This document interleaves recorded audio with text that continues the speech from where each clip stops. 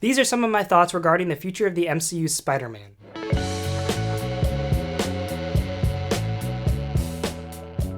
What's up guys, welcome back to Superhero Legacy. My name is Liam, and in today's video I'm going to be discussing some of my general thoughts and ideas about Tom Holland's Spider-Man and what direction I'd like the MCU to take this character in. Spider-Man No Way Home was a spectacular gift for Spider-Man fans because it gave us the satisfaction of 3 different generations of the character teaming up in the most euphoric way imaginable. However, the best part about the film for me was where it ended and how perfectly it set up for the future of Spider-Man. So before I get into some of my thoughts regarding what the future of the MCU Spider-Man should look like, I want to talk about the ending of No Way Home and the positive implications it had. For starters, I love that the movie kind of served as a soft reboot for the character. I'd like to say that I didn't hate or dislike Tom Holland's Spider-Man prior to No Way Home. However, I do believe that he was far too integrated into the MCU to the point where he became almost dependent on the franchise, and Spider-Man is most certainly a character who can and should stand on his own. Now is the best time to detach him from the greater MCU and focus on telling a more character-centric, independent, friendly neighborhood Spider-Man film, free and untethered from other heroes. For me, Spider-Man has always worked better in the comics in his own solo runs,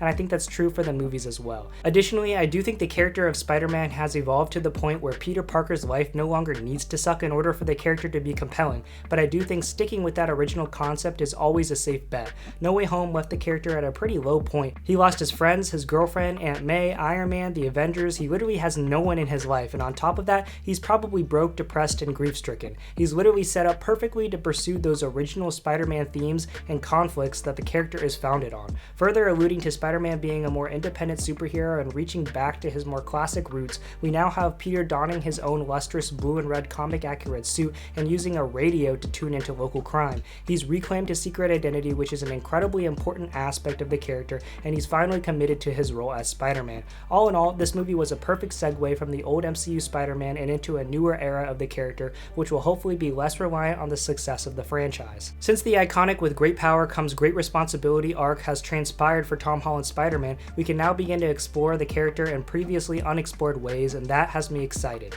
Now moving on to the future of Spider-Man in the MCU, I know there have been some major creative differences regarding Spider-Man 4. Sony wants another big multiverse movie, but Kevin Feige, Tom Holland, and most fans prefer a smaller scale, more grounded Spider-Man movie, which I think is the right move. With superhero movies getting bigger and more bombastic, maybe what we need now is something smaller and less convoluted. Focus on giving us a standalone Spidey film with a character-driven narrative, relatable themes, and something true and authentic to the character. You give us that and I guarantee you fans will be pleased. We also have not been given an official director for Spider-Man 4, but I'm really hoping we get someone who hasn't worked on another project within the MCU. I like John Watts, but to give this new interpretation of Spider-Man a distinct style and to make these upcoming movies stand apart from the previous ones, I think it's best that we get someone completely new who will bring in their own unique identity to the franchise and to the character. I think it would also be cool to see a more mature, less funny, and possibly even a more melancholic tone and style, kind of like the Amazing Spider-Man movies but with a twist on it.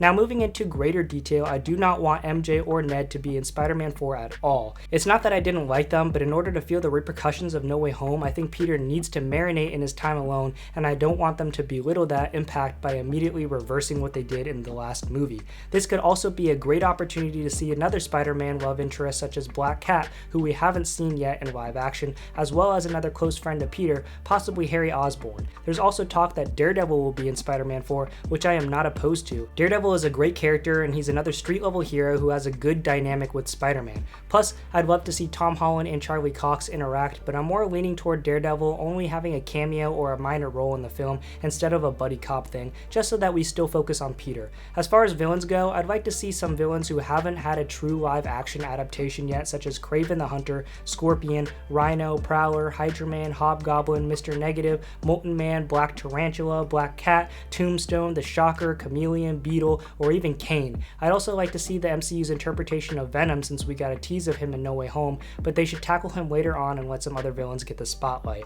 My other idea I have is for the MCU to adapt some variation of the Sinister Six. This is an incredibly popular and well-received supervillain team, which hasn't been yet seen in live action. If they do it, I think they should bring back Michael Keaton's Vulture and Jake Gyllenhaal's Mysterio. Even though Mysterio supposedly died, he's literally the master of deception and illusion. He could easily have tricked Peter and still be alive. Now, I really do not want the new trilogy of Spider-Man in the MCU to deal with the multiverse, but if it does, I hope it happens through the introduction of a villain named Morlun, who travels the multiverse and feeds off of the Spider Totem. In the comics, he's the cause of the Spider-Verse event, so they could try to adapt a live-action variation of it, but again, I really hope they steer away from the multiverse stuff. Over the course of the MCU's next Spider-Man trilogy, they could also possibly sprinkle in bits and pieces of Miles Morales. We know that the MCU is currently working toward Avengers Secret Wars, and in the comics, Secret Wars is the means by which Miles transitioned from the Ultimate Universe into the main Marvel 616 universe, so they could do something similar in the MCU. He doesn't have to be a main character in this next trilogy of Spider-Man films, but he can slowly transition to being the main Spider-Man after Peter Parker. I'm not saying that Peter Parker has to die, but he can certainly take backstage and let Miles shine. On another note, what do you guys think of the MCU adapting the Clone Saga? Would you be interested in that, or do you want Miles instead? Anyways, these are some of my thoughts on the future of Spider-Man in the MCU. You can let me know what your thoughts are. I'm not saying the MCU should do all of these things. These are just random ideas that I have floating around in my brain. As long as I get a more street-level Spider-Man narrative with its own unique style and removed from the greater MCU lore, I'd be happy. I just want to see some new things being done, and that's the beauty of this character. He's so versatile, and his mythology is so expansive, and I want to see them take advantage of that. So that's going to do it for this video, guys. Please like and subscribe for more superhero content, and share your thoughts on Spider-Man 4 and the future of the MCU Spider-Man down in the comments below. You can check out some of my other videos right over here, but for now, thank you so much for watching and stay super.